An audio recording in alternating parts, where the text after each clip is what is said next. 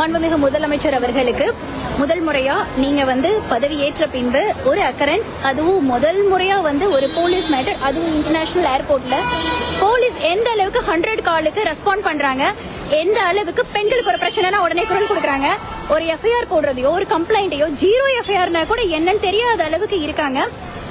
பொதுவா முதலமைச்சருக்கு கீழே வர்றதுதான் போலீஸ் டிபார்ட்மெண்ட். உங்களோட பார்வைக்கு இந்த சம்பவத்தை கொண்டு வரதுக்காக தான் இந்த லைவ். இவ்வளவு நேரமா நான் லைவ்ல போஸ்ட் பண்ணவே இல்லை எதையுமே. இப்ப எனக்கு வேற வழி தெரியாது. ஒரு person accused, but they are trying to let them escape. அதுக்காக தான் இந்த லைவ். ஒரு 0 எஃப்ஐஆர்னா என்னன்றது நான் சொல்லி புரிய வைக்க முடியல. இத்தனைக்கும் நான் பிபிஆர்டி உடைய ஃபேக்கல்ட்டியா இருந்து போலீஸ்க்கு நான் ட்ரைனிங் கொடுத்திருக்கேன், நியூ கிரிமினல் லா. அப்படி இருந்தும் கூட அதை சொன்னா நீங்க எஃப்ஐஆர் என்ன ஆச்சு, எஸ்ஓசி எங்க, இது எங்கன்னு கேக்குறாங்க. அப்ப 0 எஃப்ஐஆர்னா என்ன அர்த்தம் தெரியாத இடத்துல தான் தமிழ்நாட்டில் இருக்கிற போலீஸ் இருக்காங்களா? இந்த கேள்வி நான் பதிவு பண்ணிக்கிறேன்.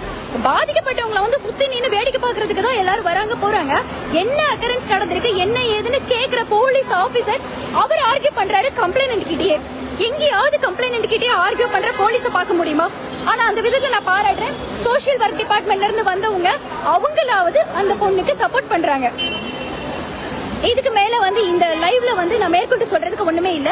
இப்ப இந்த லைவ்க்கு அப்புறமாவது போலீஸ் திரு கிருஷ்ணசுவாமி அவர்கள் ஏதாவது ஆக்ஷன் எடுக்கிறாரான்னு பார்க்கலாம். இதை மாண்புமிகு முதலமைச்சர் அவர்களுடைய பார்வைக்கு போற அளவுக்கு ஷேர் பண்ணுங்க. சென்னை இன்டர்நேஷனல் ஏர்போர்ட்ல இருந்து சூரியபிரபா.